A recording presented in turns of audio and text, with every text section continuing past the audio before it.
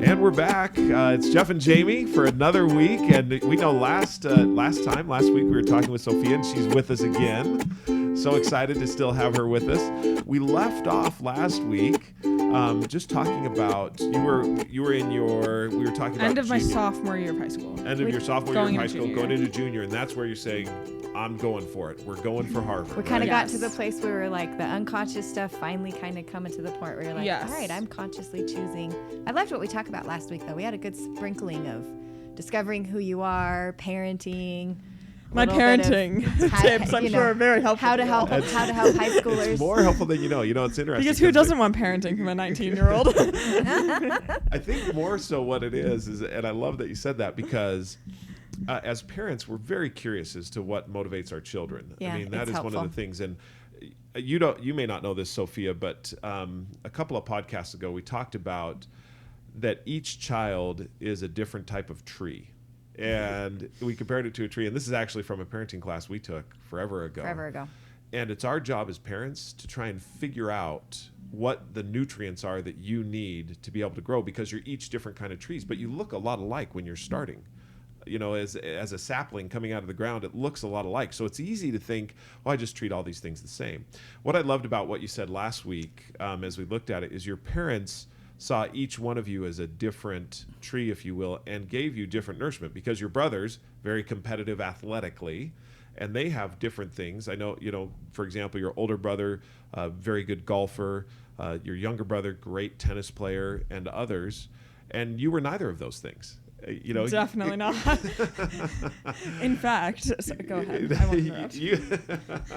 You were in the academics, but your parents, what I would say, is prepared the conditions so that you could grow. Absolutely. I mean, right. Would you think, James? Yes. Am I saying the right things here? Yeah, totally. So this week we get to talk about, and this is the part that I've been super excited about, is because I don't know how many people have applied to Harvard. Well, I guess how many? 40,000 a year? Every year from the statistics, and I don't know Correct if you know us these if off we're the top wrong. of your head, but from what I read, there's over 40,000 applications annually for people that want to go to Harvard. Okay. And only just over 2,000 of those are accepted. So to be speaking with Sophia, the odds that you would actually get into Harvard were statistically against you. I mean, Yes. right? I mean, isn't that true? Yes. And it's Just fun like to your virtue of the hear. numbers. I think it's fun to hear the process of not very many people get to have the opportunity to get an inside look at what you went through to kind of be able to have the opportunity to have this experience. Yeah. So as you started out, so you're in your junior year, you consciously chose junior year, senior year to really focus in and energy and so forth. Did you apply for Harvard your junior year, or did you apply your senior year? Where was the application? Senior year. Senior year. All right. So year. Should we pick it up there? Is there anything else between junior and senior year other than you consciously chose and you started to, I'll say, streak, as far as some of the things that you need to do on a regular basis to make that happen? I mean, I would add in, there's slightly more complexity. Don't want to overdo it. Right. But I will say that there was a process of, okay, well, is it really Harvard? Let's look at other schools and just double check. And so I will say that there was a process for narrowing down that it truly is Harvard and Harvard only. That was the school I wanted to go to. Mm-hmm. And also I think there's an aspect of Harvard is Harvard, and it's very impressive, and it's very old and has all these very older than the United States, people. right? Yeah, it's older than the United States.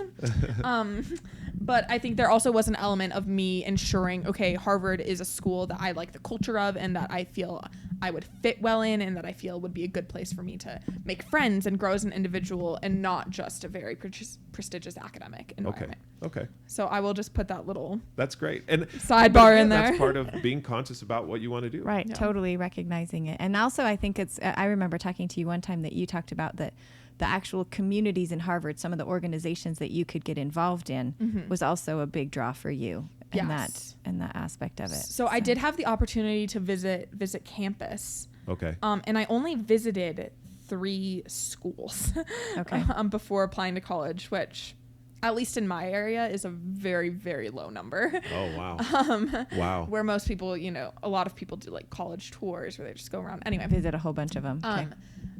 I very much felt I had the opportunity to get breakfast with some students from a group I wanted to be involved in. And I just really felt like I clicked with them and just like I could be inspired by them, but also I just liked hanging out and talking with them. So at this point, had you already put in your application? No. Okay, so this was just This was before. This was the process of deciding. So that was kind of the this tipping point my junior year, where then when I visited, it got down to 3 schools. So it was School X, Stanford, and Harvard. Okay. You're not mentioning the other school because it's all our alumni. We don't want to say it. So, if you looked on my LinkedIn profile, you'll know exactly what school it is. You should probably just say it. You can just say it. It's BYU. BYU, yeah. The reason, and just clear, BYU. So Matthew and I, my brother and I, we went to BYU. Jamie went to BYU, and so you had a lot of family pressure. And to be clear, BYU. I have family who lives very close to campus. At BYU. At BYU. My older brother is at BYU. Right. It just would have been the convenient route. My best friends are at BYU. Sophia, in her kind heart, she's one of the kindest hearted people we know. She just didn't. You want guys are making me sound way too good. But it's fine. We know that we loved our alma mater as well. But it's kind of fun to hear about someone that took a different path. So anyway, so I visited those 3 schools, and Stanford, we very quickly determined, would not have been a good fit for me. Okay. I'm very much in the humanities. Even though your dad went there. My dad did go there for grad school. I went there for preschool. Thank you. Am I a Stanford graduate?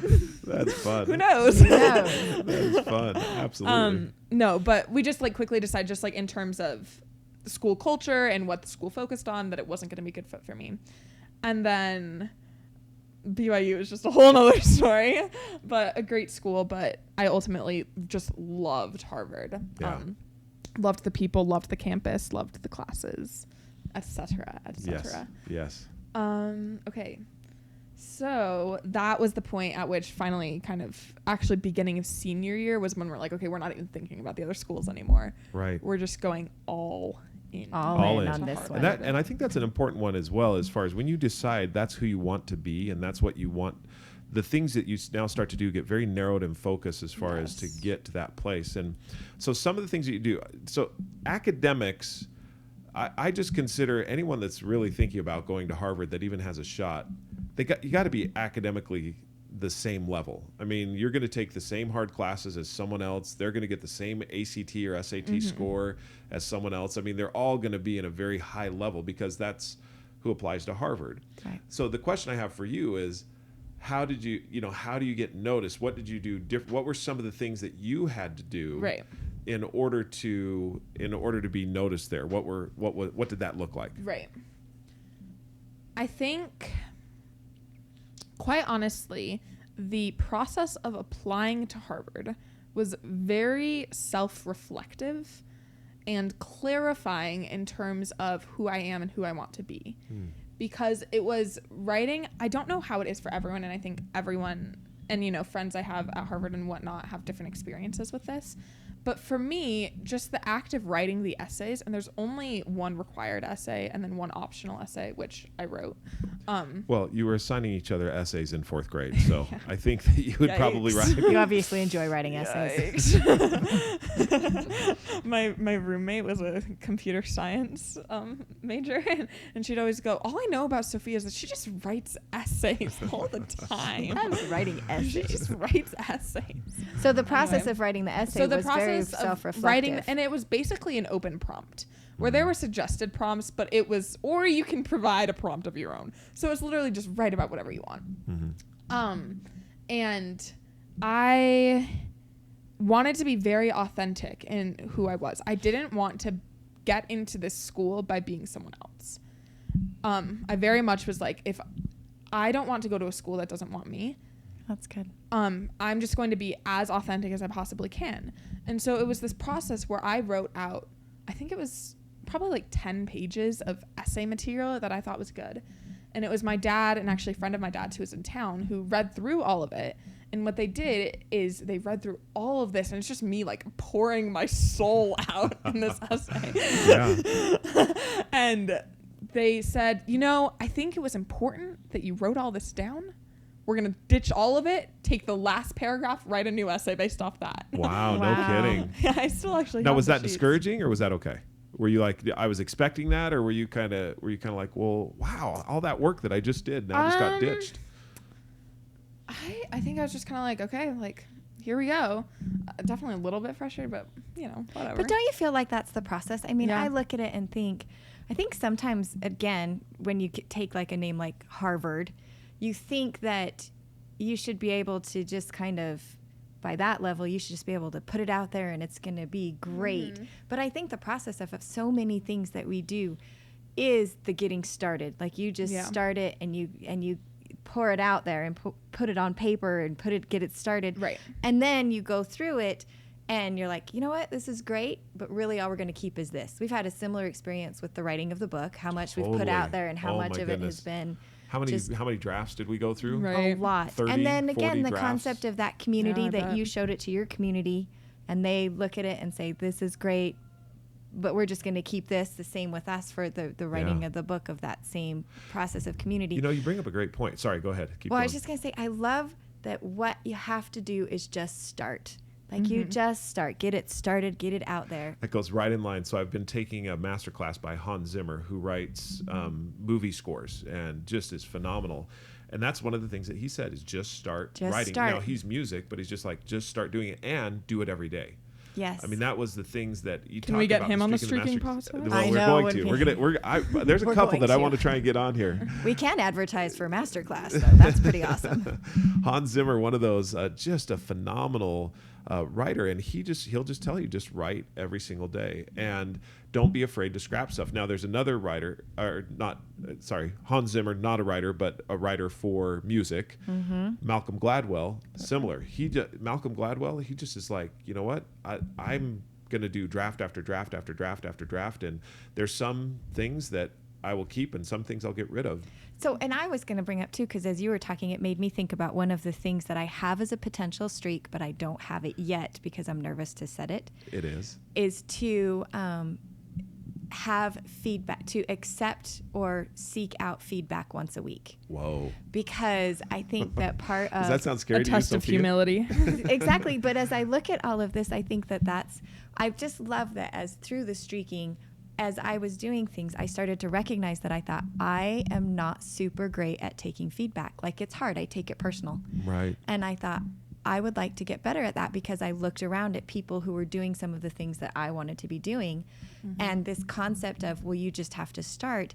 And then once you start and put it out there, people even close to you and maybe sometimes people not close to you are going to be like, yeah, bag that. This little thing was good. Well, that's some pretty intense feedback. Yeah. That's a great point. Because of that, it kept you going. And so I love the idea. So for me, that was one of the things I was thinking about as you were talking, is I thought streaking has helped me to kind of recognize something in myself that I thought, I want to be a person that's doing this. And in order to do that, I need to get better at taking feedback. And when However, you say I've had you that. want to be a person that pursues learning and excellence. Right. And in order to be that person, you need to be willing. I need to be better at taking feedback. Is take feedback. Wow. Yeah, and streaking is great because it helps you to get started. I think get practice, like what Hans Zimmer said. You just got to do it every day. Right. And if you're doing it every day, then as you get that feedback, you know you're coming back to it tomorrow. You're like, I'm going to do this again tomorrow, or next week, or whenever. It's weekly, absolutely. So I love that. So when you in the received process. that feedback, you weren't discouraged. You thought, all right, let's go after this.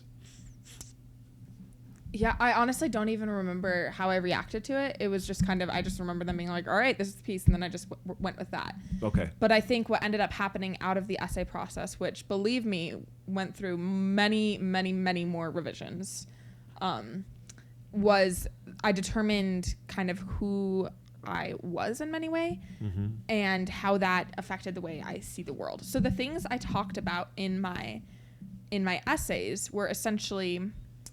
a lot about my faith. So I'm a member of the Church of Jesus Christ of Latter-day Saints, and that's a super important part of who I am. And so that's what I talked about in my essay. And then I essentially talked about how the belief that we're all children of God impacts the way that I... Now, hold on just a second go here. ahead. No, you're great. You're doing great. This is my essay. I'm just giving This was it to in you. your essay to Harvard. Yes. Like, I mean, Which I love. That's going through this whole process. You kind of had to look at it and be like, this is who I am and this is what I believe. And this may not be so popular in the environment that I want to be a part of. There you go. Because you may shy away from that. And I think this is important to what you were saying. Like, look, I'm not going to shy away from who I am. Right.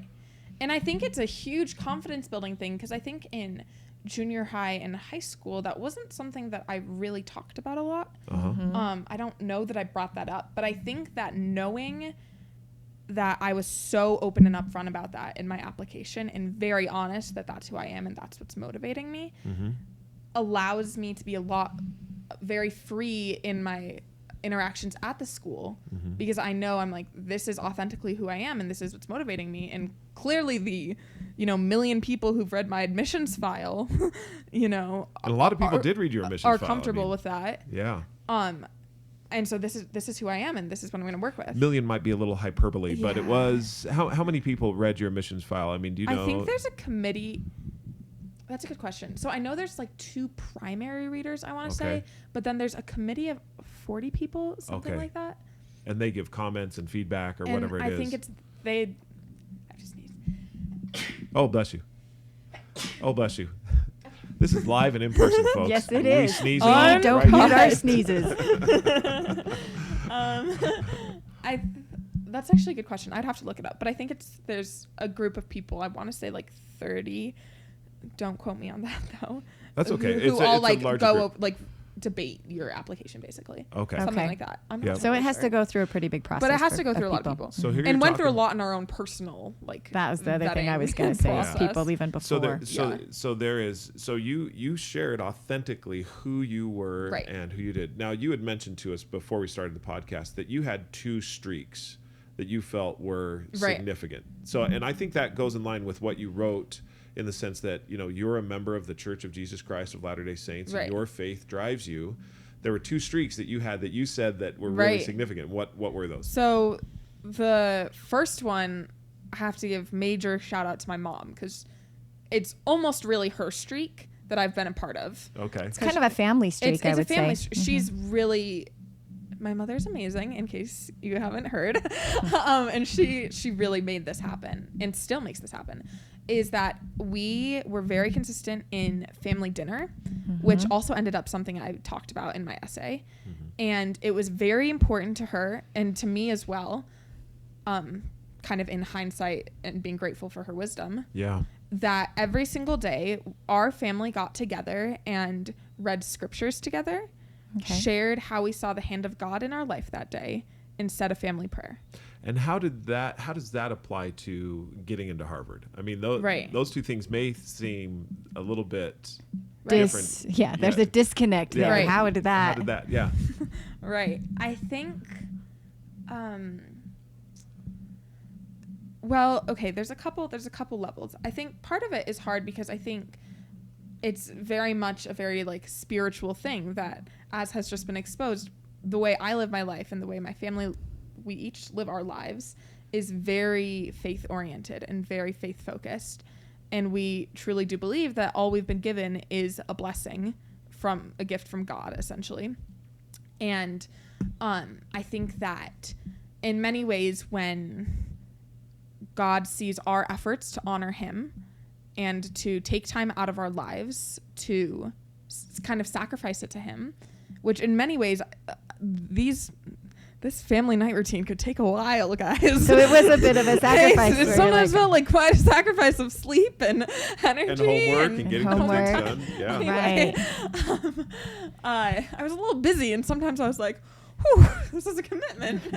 But I think, I really firmly believe that he recognizes that effort and magnifies or helps my efforts in other areas where I was able to accomplish more than I could have humanly accomplished on my own. Yeah. By that. So what did you write about in your essay in terms of like family dinner? Right. So I wrote 2 essays. The first one I talked about my membership in the church in both of them. But in the first one I talked about how my belief that we are all children of God, and as such we should love all people. And then I kind of talked about some of the cooler, unique experiences of my life where I have applied that, or where I have seen that, or where I've gained inspiration from. So this is where I talked about, trips I've taken abroad. And what are some of those, just out of curiosity? Through my high school, I had the opportunity to go to the U.S.-Mexico border and learn in a very firsthand way on all sides of the issue about immigration. And, talked to people who had just been deported back to Mexico, talked to refugees sitting outside the entrance to the United States. Wow, I bet that was a fascinating experience. Talked to Customs and Border Patrol, talked to ranchers who live in Arizona on the border. It was with a group called the Keno Border Initiative. So I did that. Was it just a side note on that? Was that a learning initiative? Were you just trying to learn, or was it actually promoting something? Or it was definitely trying to learn and gain all sides of the issue. There was a bit of service involved, serving food and things like that. And then also part of it was that once we came back to school, continuing to do things that would have. I bet that was a fascinating experience. Yes. Stuck with you. How many weeks were you out at the border? Just one. Just 1 week. Really quick. Yeah. But high impact week. Yeah. And then I took, oh my gosh, what else did I talk about? I can't even remember. I talked about, I have an aunt who's involved with an organization called the Laboratory to Combat Human Trafficking. Oh, wow. So I talked about an experience with that. I talked about an experience. I study classics, which is like ancient Greek and Latin and whatnot. So I went on a study abroad to Italy and Greece. But while I was in Greece, our tour guide was a Greek woman, and one of the things that she talked to us about was how the refugee crisis was impacting her country and impacting her home. Yeah. So I talked about that. What else did I talk about? Did you talk about anything and did you happen to go like humanitarian, build something, hospital or something like that? with my dear best friend, who may or may not be the child of the ones running this podcast. Maybe our son. Did I talk about that? I actually can't remember. As far as in my essays? I think you had mentioned it. I think I did. Because it was like a list of things. Right. I went to the Dominican Republic. I also, I think, talked about, I think that's the main points. Right. I linked them all better together than me just haphazardly calling them out right now. And you so graciously allowed me to read your essay. And you so would graciously, just like I so she rounded up our community, pleaded with Jeff for help. But you had listed all those things that gave you a rounded experience that was driven by, I think, not only your thirst for knowledge, but also your recognition of your faith and of your desire to really see all people as children of God, and that you wanted to experience all sides of the issue, and that really drove a very in other words, you have definite thoughts and opinions, but you're also well-rounded in being able to see all sides of an issue. Thank you. I try. Yeah. Don't know how well it always goes. You do, absolutely. But I love that you seek out the opportunity to see all of the sides of the issue. And I think that's part of what you were saying with Harvard is that you're like, what I will bring is that level of diversity of trying to see all of the issues from a faith-based background. Right. I mean, I think that growing up in an area where I very much often felt like I was the minority in terms of opinion, kind of influenced that, where I was very used to being surrounded by people who lived their lives very differently than I did and believed things that very differently than what I believed. And I think also, that's all my best friends and things like that. So I very much saw the benefit that comes from listening to people who are different than you, and also just they're great people. I love them to death. Yeah. And so I think that was very important to me. And I think I also in this essay talked about a recognition of, as we've mentioned, coming from a place with a lot of resources and feeling gratitude for that, but also using that in a way that hopefully can benefit. Yeah. Benefit there's others. The thing that I look at is there's net contributors and net consumers. And one of the things I hear you saying is you want to be a net contributor. You've consumed a lot, because early on in life we do. All of us as consume children, a lot.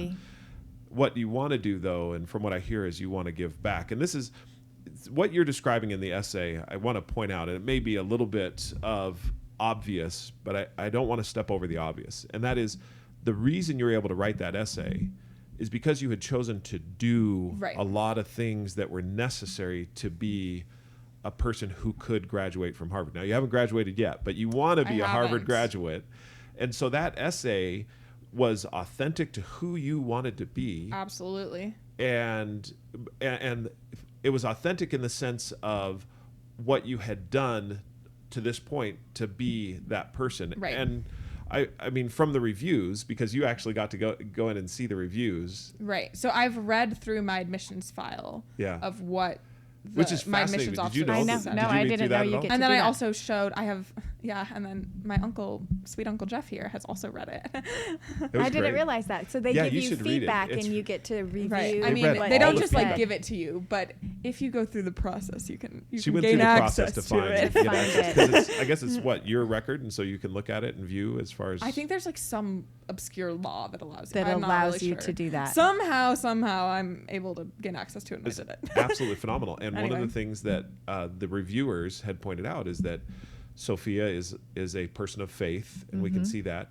And she's also open and has diversity of thought. Is Right. a couple of Yeah. things that were in there. So it's interesting because when we were writing this, that was very much the point I wanted to get across. Right. Is that you Is can that be faithful and be Right. open. Well, not just, yeah, exactly. That I can have strong opinions and be strong willed and live my life in a very certain way, but that doesn't have to stop me from being able to communicate and form meaningful connections and with people around me, which is also very much what my second essay was about. So my second essay was very much focused on kind of, if the first one was all look at these cool things that I did. Because you have to do that if you're going to get into Harvard. You got to show, I've done some cool Done things all here. these cool, fantastic things. My second one was very much like, let me take you through like my everyday. And it was about tables. So it was, let me talk to you about my dinner table. And let me talk to you about the people that we have around my dinner table and the kinds of conversations that we have.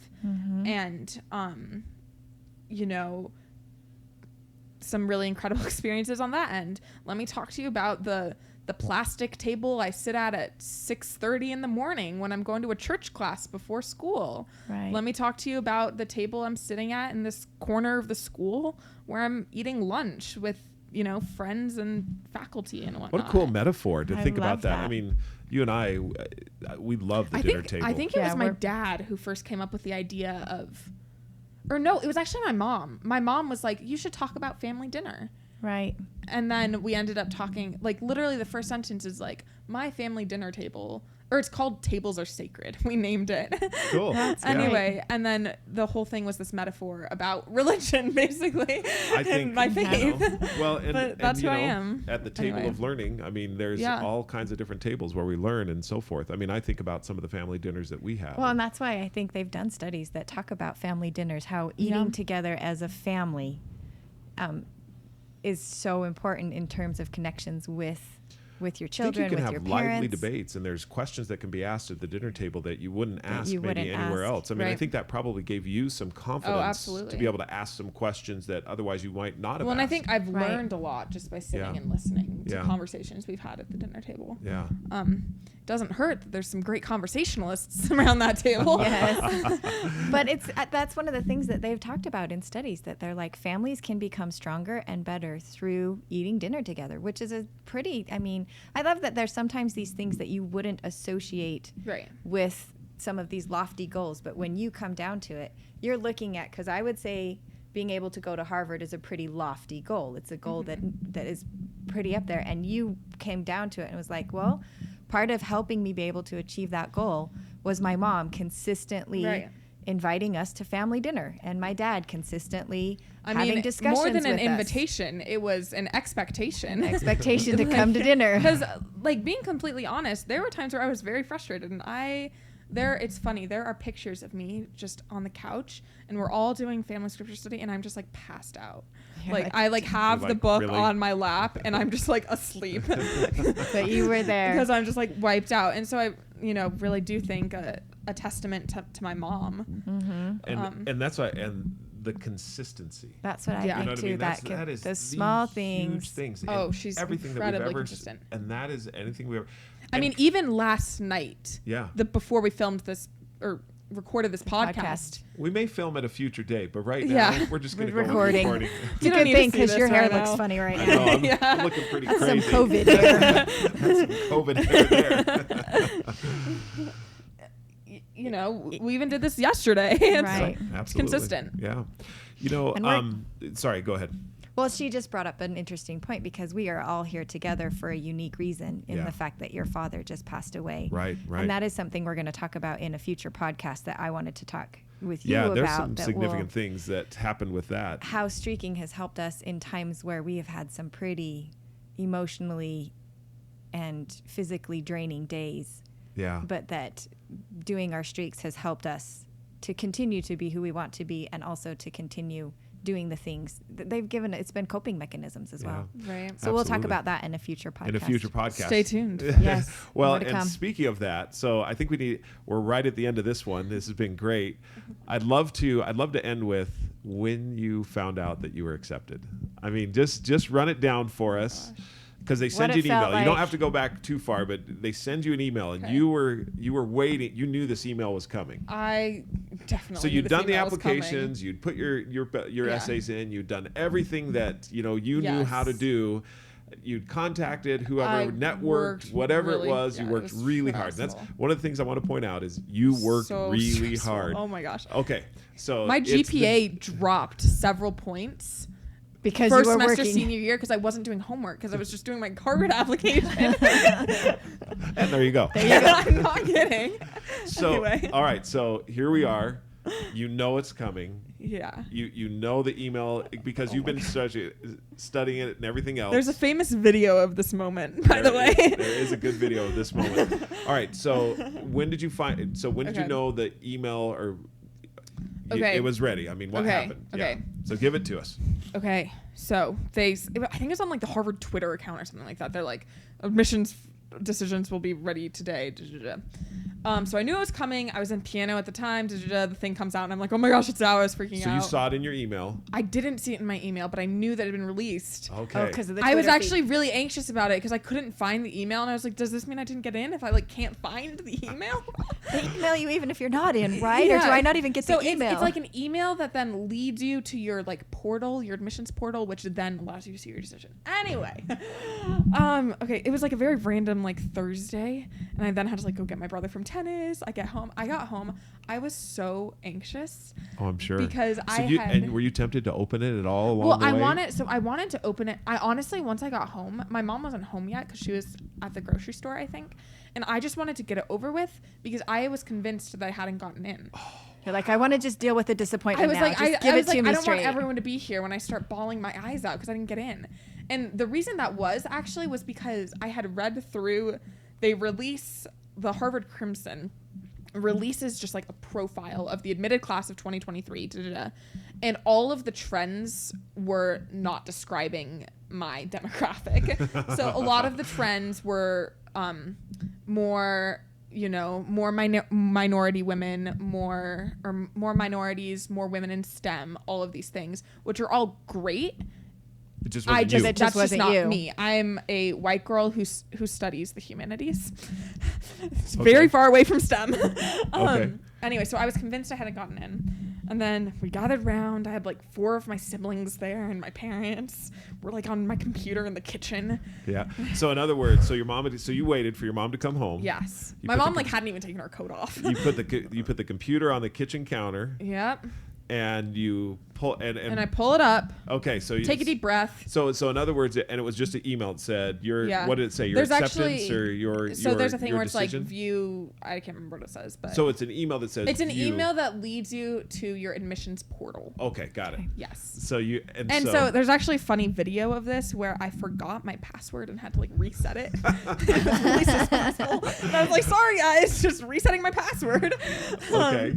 Anyway, so then I click the link. Okay. And immediately there's something that says like bold congratulations. So everyone exploded. And I just like we all just started screaming. And just like we did it! Screaming and like running around the kitchen and like I hug my mom. You can hear my dad in the back like, oh my gosh, she got into Harvard.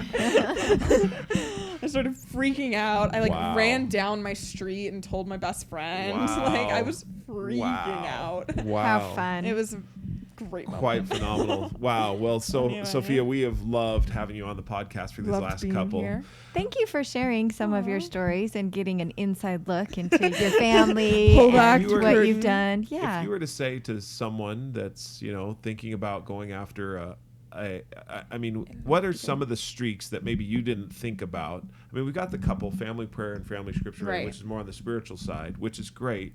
What also would you add to those more academically? What, like reading every day? Would that be a Right. streak that you would recommend? I mean, what are some of those? Okay, quite honestly, I think before you even get to streaks, the first thing is making sure that you authentically want it. Yeah. And that is something that you have the internal that it's something that's going to make you happy, and that is actually the goal that you And I love that, want. because basically what I hear you saying is you have to really know that this is who you want to be, because it's going to take some effort. Right. And once you know that this is who you want to be, then you're willing to Right. really put that effort in. And Right. so going through that process, and that's what I feel like we've talked about so much here, is that we've got an inside glimpse into you from a teenage age clear until, well, you're still I'm a still a teenager. teenager. But being able to Just kind barely. of go Just barely. through that process of Right. being, oh, who do I want to be? Right. And I think it, just as someone who's further down the road, it will be something you continue to do throughout Right. your life as Yeah. you keep going. And I think that there is a lot of, I think I have a lot of friends who were very externally motivated by parental pressure usually. Right. And I think that they are amazing and have accomplished incredible things. But I think that just kind of, it's hard because Yeah. it's not something you really Yeah. want for yourself. I won't go too deep into that. Anyway, so I think authentically make sure you want it. And then honestly, in terms of academics, my thing that I noticed, pay attention in class and take good notes. It sounds so simple. Oh, but that's it. But right just there. like- It's laughably Literally simple. just not being distracted on a phone or an iPad or a computer in class, and just authentically paying attention and processing and taking notes, and then completing homework in a very thoughtful, intentional manner. Yeah. Two biggest academic things I could say. Listen That's to that. great. So you think about it, the laughably simple is show up at class and do pay your attention. homework. Pay attention and Yeah. do your Do homework. your homework. Authentically. I would do your add homework. for some of my kids, actually hand it in after you've done it too. You think that that's not a thing, but sometimes it you're like, is. you did Yeah. it, but you didn't hand it in. Well, this has been fantastic. Sophia, This has thank been you so so fun. much for Thank taking some of your you. time with us. We have loved it. pleasure. And we love you. She's Wouldn't want to fantastic. spend time with any other people. Well, thank you. If you would like to ask a question or share with us your streak, please do. You can email me at Jeffrey, Jeffery, at streaking. I almost forgot my email address. We're so Streakingmaster.com. caught up in how fun this I got podcast you. has been. Jeffrey. Jeffery at streakingmastery.com, or Jamie, Jami, at streakingmastery.com. and if you have a question for Sophia or you'd like to know a little bit more, she would love to answer those questions. Just email us and we'll get that to her and she will answer that. But Sophia, good luck at Harvard. Why, thank you. You're welcome, and Wish we're you the excited best. what we're excited to do is hopefully we get invited to your graduation Oh, yes. so that we can celebrate. Ooh, let's do a commemorative podcast then, and you can tell us all the things That'd that be you fun. learned going through, Through the journey Harvard. of Harvard. Yes. Yes, they'll be like, this is the post first year Yes. Yes, that's it too. podcast. It's amazing. So anyway, everyone, thank you so much for listening in. Again, love to hear from you. If you have your stories, this is the fun of the podcast, is hearing different people's stories and how things have taken them to where they want to be. And how those consistent daily, weekly, or monthly activities have allowed you to be who you want to be. Well, everyone, have a great day and keep streaking. It's the little things that make a better you. A better you.